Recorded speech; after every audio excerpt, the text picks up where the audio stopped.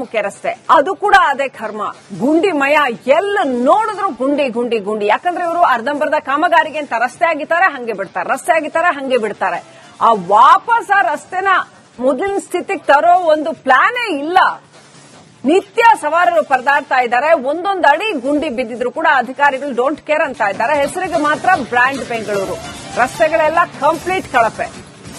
Greater Bengaluru ಪ್ರಾಧಿಕಾರದ ವಿರುದ್ಧ ಜನ ಸಿಡಿದೆದ್ದಿದ್ದಾರೆ. ಎಷ್ಟಂತ ಸಹಿಸ್ಕೋತಾರೆ ಜನ ಆದ್ರೂನು.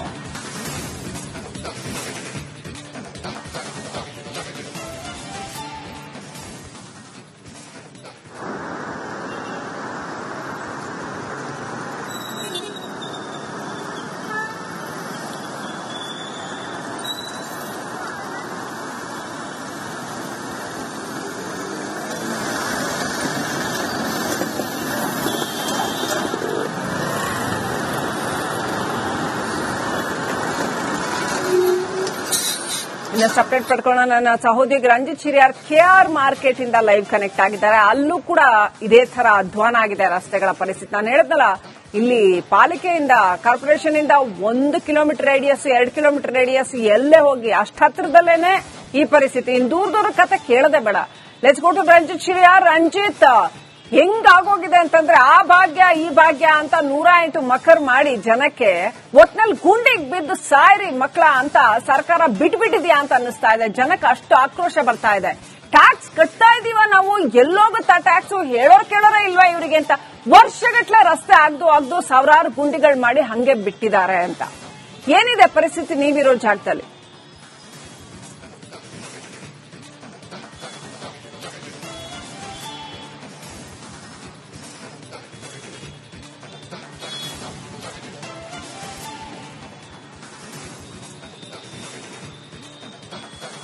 ಖಂಡಿತ ಶ್ರೀಲಕ್ಷ್ಮಿ, ನೋಡಿ, ನಾವು ರಿಪಬ್ಲಿಕ್ ಕನ್ನಡ ಇವತ್ತು ಬೆಂಗಳೂರಿನ ಈ ಗುಂಡಿ ಭಾಗ್ಯದ ಕುರಿತಾಗಿ ಬೇರೆ ಬೇರೆ ಕಡೆಗಳಿಗೆ ಹೋಗಿ ನಾವು ಅಲ್ಲಿನ ಚಿತ್ರಣವನ್ನ ವಿವರಿಸ್ತಾ ಇದ್ವಿ. ಗ್ರೇಟರ್ ಬೆಂಗಳೂರು ಅಂತ ಹೇಳಿ ಮಾಡಿದ್ರು, ಆದ್ರೆ ಬೆಂಗಳೂರು ಮಾತ್ರ ಗ್ರೇಟರ್ ಆಗ್ಲೇ ಇಲ್ಲ, ಆಗೋದು ಇಲ್ಲ ಅಂತ ಅನ್ಸುತ್ತೆ.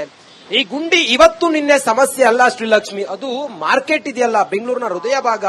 ಲಕ್ಷಾಂತರ ಜನ ಬರ್ತಾರೆ, ಶ್ರಮಿಕರು ಬರ್ತಾರೆ. ಪಾಪ ಅವ್ರದ್ದೆಲ್ಲ ಅಧ್ವಾನದ ಪರಿಸ್ಥಿತಿ ನೋಡಿದ್ರೆ ಹೇಳಲಿಕ್ಕೆ ಸಾಧ್ಯವೇ ಇಲ್ಲ. ನೋಡಿ ಶ್ರೀಲಕ್ಷ್ಮಿ, ಗುಂಡಿ ಹೆಂಗಿದೆ ಅಂತ ಕೇಳಿದ್ರೆ, ನೋಡಿ ಅಲ್ಲೊಂದು ಆಟೋ ಬರ್ತಿದೆ, ಅವ್ನ ಎಷ್ಟು ತಿನ್ಕಾಡ್ಕೊಂಡ್ ಬರ್ತಾನೆ ನೋಡಿ.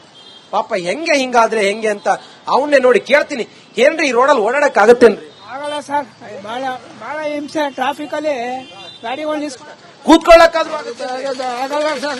ಏನು ಎಲ್ಲ ಹೋಗ್ಬಿಡ್ತಾ ಇದೆ, ಬೆನ್ನೆಲ್ಲ ಹೋಗ್ಬಿಡ್ತಾ ಇದೆ. ನಮ್ಗೆ ತುಂಬಾ ನೋವೇ ಬರ್ತಾ ಇದೆ. ರೋಡಲ್ಲಿ ಬರೋಕೆ ಆಗಲ್ಲ. ಏನ್ ಕೆಲಸ ಮಾಡ್ತಿರ್ತಾವ? ನಾನು ಇಲ್ಲಿ ದೊಡ್ಡ ಗಾಡಿ ಕಳ್ಸಿದವರು ಶ್ರೀಲಕ್ಷ್ಮಿ ಎಲ್ಲ ಶ್ರಮಿಕ ಜನ. ದೊಡ್ಡ ದೊಡ್ಡ ಗಾಡಿಗಳ ಪರಿಸ್ಥಿತಿ ಅಂತೂ ಹೇಳಲಿಕ್ಕೆ ಸಾಧ್ಯವೇ ಇಲ್ಲ. ನೋಡಿ ಏನಿದು ಚಿತ್ರಣ, ಏನು ಎತ್ತ ಅಂತ ಹೇಳಿ. ಯಜಮಾನ್ರೆ, ಹಿಂಗಾದ್ರಿ ಹೆಂಗ್ರಿ ಓಡಾಡೋದ್?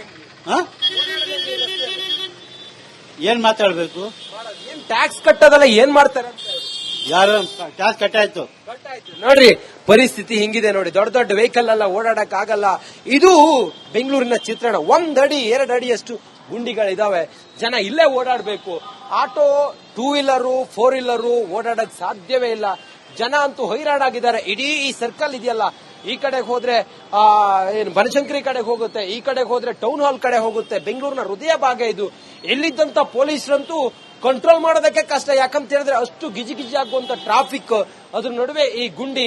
ಇದೆಲ್ಲ ನೋಡ್ತಾ ಇದ್ರೆ ಬಹುಶಃ ಬೆಂಗಳೂರು ಬ್ರ್ಯಾಂಡ್ ಬೆಂಗಳೂರು ಮಾತೆತ್ತಿದ್ರೆ ಡಿ ಕೆ ಶಿವಕುಮಾರ್ ಅವ್ರು ಹೇಳ್ತಾರಲ್ಲ, ನಾವು ಬ್ರ್ಯಾಂಡ್ ಬೆಂಗಳೂರು ಮಾಡ್ತೀವಿ ಅಂತ ಹೇಳಿ, ಇದೇ ನಾ ಬ್ರ್ಯಾಂಡ್ ಬೆಂಗಳೂರು ಅಂತ ಹೇಳಿ ಜನ ಹಿಡಿಶಾಪ ಹಾಕ್ತಾ ಇದ್ದಾರೆ. ಶ್ರೀಲಕ್ಷ್ಮಿ ನೋಡಿ, ಒಂದಲ್ಲ ಎರಡಲ್ಲ ಎಷ್ಟು ಪ್ಯಾಚ್ ಮಾಡಿದ್ದಾರೆ ಅಂತ ಹೇಳಿದ್ರೆ, ಇಲ್ಲೊಂದು ಪ್ಯಾಚ್ ಮಾಡಿದ್ದಾರೆ, ಇದ್ರ ಮೇಲೆ ಒಂದು ಪ್ಯಾಚ್ ಮಾಡಿದ್ದಾರೆ, ಇಲ್ಲೊಂದು ಪ್ಯಾಚ್ ಮಾಡಿದ್ದಾರೆ. ತೇಪೆ ಎಷ್ಟು ಹಚ್ಚುತ್ತೀರಿ ನೀವು? ಎಷ್ಟು ತೇಪೆ ಹಚ್ಚಿದ್ರು ಕೂಡ ಅದು ಹಂಗೇನೆ. ಕಳಪೆ ಕಾಮಗಾರಿ ಮಾಡಿದ್ರೆ ಇನ್ನೇನಾಗುತ್ತೆ? ಮಳೆ ಬಂದ್ರಂತೂ ಇದು ಡೌನ್ ಏರಿಯಾ ಆಗಿರೋದ್ರಿಂದಾಗಿ ನೀರೆಲ್ಲ ಹಿಂಗೆ ಹರ್ಕೊಂಡ್ ಬರುತ್ತೆ. ಇಲ್ಲಿಂದನೇ ಹೋಗ್ಬೇಕು, ಕನೆಕ್ಟಿವಿಟಿ ಇದೇ ಮಾರ್ಗವಾಗಿ ಇರೋದ್ರಿಂದಾಗಿ ಜನ ಅಂತೂ ಬಹಳ ಪರಿತಪಿಸ್ತಾ ಇದ್ದಾರೆ. ನೋಡಿ, ಒಂದ್ ಕಡೆಯಲ್ಲಿ ಕೂಲಿ ಕೆಲಸಗಾರರೆಲ್ಲ ಹೆಂಗೆಲ್ಲ ಹೆಣಗಾಡ್ತಿದ್ದಾರೆ ನೋಡಿದ್ರೆ. ಬಸ್ಗಳ ಮೂವ್ಮೆಂಟ್, ವೆಹಿಕಲ್, 2 ವೀಲರ್ 4 ವೀಲರ್ ಅಲ್ಲ, ಬಹಳ ಕಷ್ಟಪಟ್ಟು ಓಡಾಡಬೇಕಾದಂತ ಪರಿಸ್ಥಿತಿ. ಶಾಲೆಗೆ ಹೋಗುವಂತ ಮಕ್ಕಳು ಕೂಡ ಇದೇ ಮಾರ್ಗವಾಗೆಲ್ಲ ಹೋಗೋದು. ಬಹಳ ತೊಂದರೆ ಆಗ್ತಿದೆ ಅಂತೇಳಿ ಜನ ಅಂತೂ ಹಿಡಿಶಾಪ ಹಾಕ್ತಾ ಇದ್ದಾರೆ. ಪ್ರತಿ ದಿನವೂ ಕೂಡ ನಾವು ಪ್ರತಿದಿನ ಜೀವ ಕೈಯಲ್ಲಿ ಹಿಡ್ಕೊಂಡು ಓಡಾಡಬೇಕಾದಂತ ಪರಿಸ್ಥಿತಿ ನಮ್ದಾಗಿದೆ ಅಂತೇಳಿ ಜನ ಹೇಳ್ತಾ ಇದ್ದಾರೆ. ಹಿಂಗಾದ್ರೆ ಬಹಳ ಕಷ್ಟ ಅನ್ನೋದು ಕೂಡ ಜನರ ಅಭಿಪ್ರಾಯ ಆಗಿದೆ. ಒಟ್ಟಾರೆ ರಿಪಬ್ಲಿಕ್ ಕನ್ನಡ, ಕೆಆರ್ ಮಾರ್ಕೆಟ್ ಸೇರಿದಂತೆ ಬೆಂಗಳೂರಿನ ನಾನಾ ಭಾಗಗಳಲ್ಲಿ ಕಿತ್ತು ಹೋಗಿರುವಂತ ಈ ರಸ್ತೆಯ ಚಿತ್ರಣವನ್ನು ನಾವು ತೋರಿಸ್ತಾ ಇದೀವಿ. ಹೈಕೋರ್ಟ್ ಚಾಟಿ ಬೀಸ್ತಿ ಇವರಿಗೆ, ಹೈಕೋರ್ಟ್ ಚೀತು ಅಂತೇಳಿ ಚೀಮಾರಿ ಹಾಕಿದ್ರು ಕೂಡ ಇವರಿಗೆ ಆ ಚೀಮಾರಿ ಹಾಕಿದ್ದನ್ನು ಹಂಗೆ ನುಣ್ಣಗೊರೆಸ್ಕೊಂಡು ಮತ್ತದೇ ಪರಿಪಾಟಲ್. ಇನ್ನು ಸ್ವಲ್ಪ ಮುಂದೆ ಹೋಗಿ ಬೇಜಾನ್ ಹಳ್ಳ ಇದೆ, ಆಗಕ್ಕೆ ಎಲ್ಲಾ ಕಡೆ ಹಿಂಗೆ ಇದೆ. ಆಟೋ ಅಲ್ಲ ಹೆಂಗೆ ಸರ್? ನೋಡಿ ಇಲ್ಲಿ ನೋಡಿ, ಪೈಪ್ ನೋಡಿ ಕಟ್ಟಾಗಿ ತುಂಡಾಗಿದೆ. ಅವು ಗುಂಡಿಗೆ ಕಬ್ಬಣನೇ ಹಿಂಗಾಗಿದೆ ಅಂತೇಳಿ ನಮ್ ಬೆನ್ಮೂಳೆಲ್ಲ ಹೆಂಗೆ ಮೈಕೈ ಎಲ್ಲ ಡೈಲಿ ಟ್ಯಾಬ್ಲೆಟ್ ತಗೊಂಡು ನಾನು ತಿನ್ಬೇಕಾಗತ್ತೆ. ಅಪಘಾತ ಎಲ್ಲ ಆಗೋದಿಲ್ವಾ?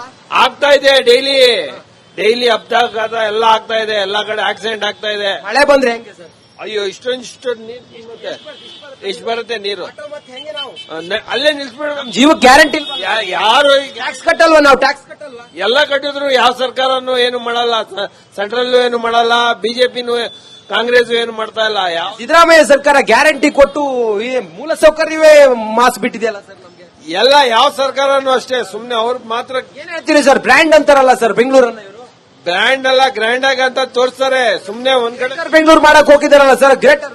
ಒಂದ್ ಕಡೆ ತೋರಿಸ್ತಾರೆ, ಒಂದ್ ಕಡೆ ಮೋಸ ಮಾಡ್ತಾರೆ ಅಷ್ಟೇ. ಕೋಟಿ ಖರ್ಚು ಮಾಡ್ತಾರಲ್ಲ, ಎಲ್ಲ ಹೋಗುತ್ತಾ ದುಡ್ಡು? ಎಲ್ಲ ಭ್ರಷ್ಟಾಚಾರ, ಎಲ್ಲ ತಿನ್ನೋರೆ. ಯಾವ ಸರ್ಕಾರನೂ ಸರಿಯಿಲ್ಲ, ಬಿಜೆಪಿನೂ ಸರಿಯಿಲ್ಲ, ಕಾಂಗ್ರೆಸ್ ಸರಿಯಿಲ್ಲ.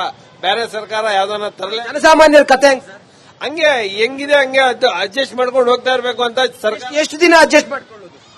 ಅದಕ್ಕೆ ಏನೋ ಒಂದ್ ಮಾಡ್ಬೇಕು. ಜೀವ ಇದ್ರೆ ಅಡ್ಜಸ್ಟ್ ಮಾಡ್ಕೊಳ್ಬಹುದು, ಈ ರೋಡಲ್ಲಿ ಹೋದ್ರೆ ನಮ್ ಜೀವಕ್ಕೆ ಗ್ಯಾರಂಟಿ ಇಲ್ವಲ್ಲ ಸರ್?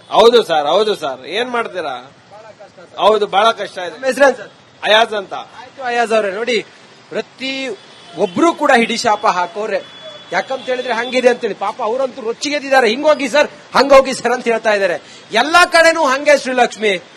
ಜನ ಅಂತೂ ಹೈರಾಣಾಕ್ ಹೋಗಿದ್ದಾರೆ. ರಿಪಬ್ಲಿಕ್ ಕನ್ನಡ ಎಲ್ಲೆಲ್ಲಿ ಯಾವ ರಸ್ತೆ ಸಂಪೂರ್ಣವಾಗಿ ಕಿತ್ತೋಗಿದೆ. ಸಣ್ಣ ಪುಟ್ಟ ಹೊಂಡ ಗುಂಡಿ ನಮ್ಗೆ ಕಾಣಿಸೋದಿಲ್ಲ. ಯಾಕಂತ ಹೇಳಿದ್ರೆ ಇರೋದು ಪೂರ್ತಿ ಹೊಂಡ ಗುಂಡಿನೇ. ಆದ್ರೆ ವಯೋವೃದ್ಧರಲ್ಲ ಹೆಂಗೆ? ಯಜಮಾನ್ರೆ, ಈ ರಸ್ತೆಯಲ್ಲಿ ತಾವ್ ಹೆಂಗ್ ಓಡಾಡ್ತೀವಿ? ಸಿದ್ದರಾಮಯ್ಯ ಗೆಲ್ಸಿ ಮುಂಚೆ ಏನಂತ ಹೇಳಿದ್ರಿ?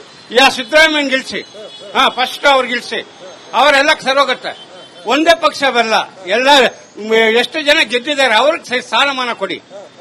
ಗ್ಯಾರಂಟಿ ಫ್ರೀ ಆಗೆಲ್ಲ ಕೊಟ್ಟು ರಸ್ತೆ ಗ್ಯಾರಂಟಿಗೆ ಸೀಟ್ ಇಲ್ಲ ಸರ್.